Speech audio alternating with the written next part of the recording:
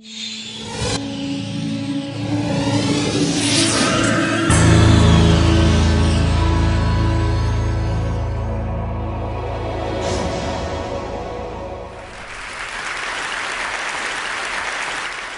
is a dream of mankind to fly like a bird.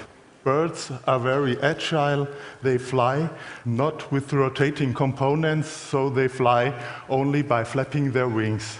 So we looked at the birds and we try to make a model that is powerful, ultra-light, and it must have excellent aerodynamic qualities that would fly by its own and only by flapping its wings.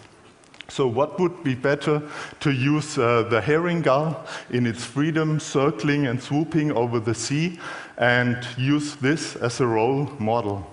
So we bring a team together. There are generalists and also specialists in the field of aerodynamics, in the field of building gliders, and the task was to build an ultralight indoor flying model that is able to fly over your heads, so be careful later on. And this was one issue, to build it that lightweight that no one would be hurt if it fell down. So why do we all this? We are a company in the field of automation, and we'd like to do very lightweight structures because that's energy efficient, and we'd like to learn more about pneumatics and airflow phenomena. So I now would like to take your seatbelts on and you put your hats off. So maybe we try it once to fly SmartBird. Thank you.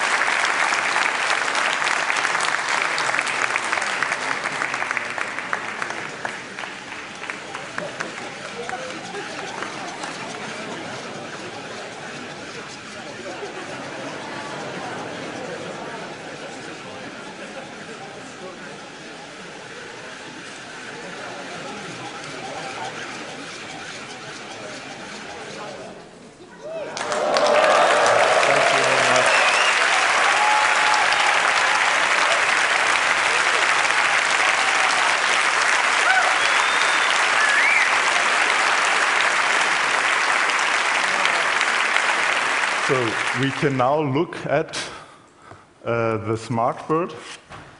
So here is one without a skin. We have a wingspan of about 2 meters. The length is 1 meter and 6, and the weight, it is only 450 grams. And it is all out of carbon fiber. In the middle we have a motor, and we also have a gear in it, and we use the gear to transfer the circulation of the motor. So within the motor we have 3 Hall sensors that we know exactly where the wing is. And if we now beat up and down, we have the possibility to fly like a bird. So if you go down, you have the large area of propulsion, and if you go up, the wings are not that large, and it is easier to get up. So the next thing we did, or the challenges we did, was to coordinate this movement. We have to turn it, go up and go down. We have a split wing. With the split wing, we get the lift at the upper wing, and we get the propulsion at the lower wing.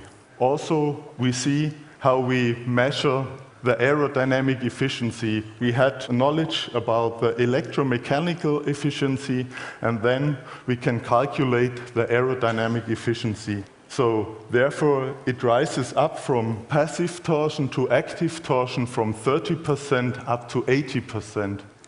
Next thing we have to do, we have to control and regulate the whole structure. Only if you control and regulate it, you will get that aerodynamic deficiency. So the overall consumption of energy is about 25 watts at takeoff and 16 to 80 watts in flight.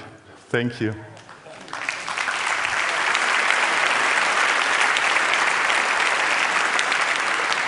Marcos, I think that we should fly it once more.